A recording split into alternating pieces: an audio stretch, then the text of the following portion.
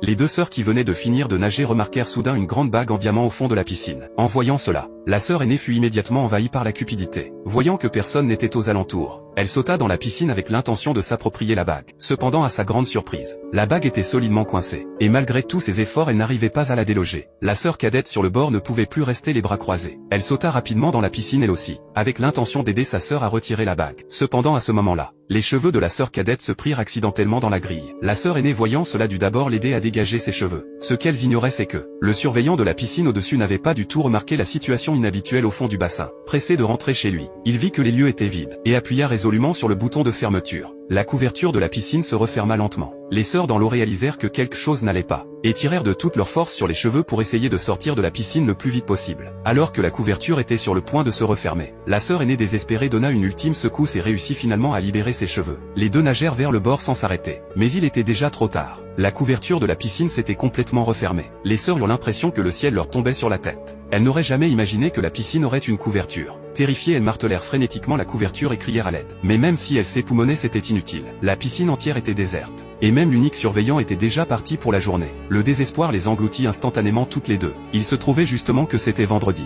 et que la piscine était fermée le week-end, ne rouvrant que le lundi. Si elles ne mangeaient pas ni ne buvaient et restaient là pendant 2 jours, elles mourraient à coup sûr. Après s'être brièvement calmées, elles décidèrent de s'y mettre à deux pour forcer l'ouverture de la couverture. Mais ce fut en vain. La sœur cadette blâma son aînée d'être obsédée par l'argent, et d'avoir insisté pour récupérer la bague en diamant, ce qui les avait menés à cette situation critique. Mais la sœur aînée pensait que tout était de la faute de sa cadette. Si elle n'avait pas aussi plongé dans la piscine, comment aurait-elle pu se retrouver piégée ici toutes les deux? Mais la tâche urgente était de s'échapper. Alors les deux commencèrent à fouiller la piscine, espérant trouver une autre issue. Cependant, après avoir fouillé la piscine en entier, elles découvrirent qu'elle était complètement hermétique, avec seulement un vieux maillot de bain et un morceau de planche en plastique en vue. À ce moment-là, la sœur cadette remarqua soudain un petit trou dans la couverture. Cependant le trou était bien trop petit, et malgré tous leurs efforts elle n'arrivait pas à l'agrandir.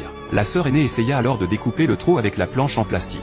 Mais elles avaient beau s'acharner, la couverture de la piscine restait intacte. À cet instant, le téléphone sur le bord sonna. C'était le petit ami de la sœur aînée qui appelait. En regardant le téléphone si proche mais hors d'atteinte, elles se sentirent totalement désespérées. Au fil des heures, la nuit s'assombrissait, et les lumières de la piscine s'éteignirent automatiquement. Les deux furent plongés dans un désespoir sans fin dans l'obscurité. Le petit ami n'arrêtait pas d'appeler, mais sans la chaleur du soleil, l'eau de la piscine devenait de plus en plus froide. Pire encore, la sœur aînée devint soudain pâle et se sentit épuisée et faible. Il s'avéra que la sœur était diabétique et avait un besoin urgent d'une injection d'insuline, sinon elle perdrait bientôt connaissance. Cependant, le médicament qui lui sauvait la vie était dans le sac au-dessus. Réalisant l'urgence de la situation, la sœur cadette ramassa les morceaux brisés et découpa frénétiquement la couverture. À ce moment-là, il y eut un bruit au-dessus, et les lumières de la piscine s'allumèrent mystérieusement. Il s'avéra que c'était le concierge du site qui venait faire le ménage. Voyant une lueur d'espoir, les sœurs martelèrent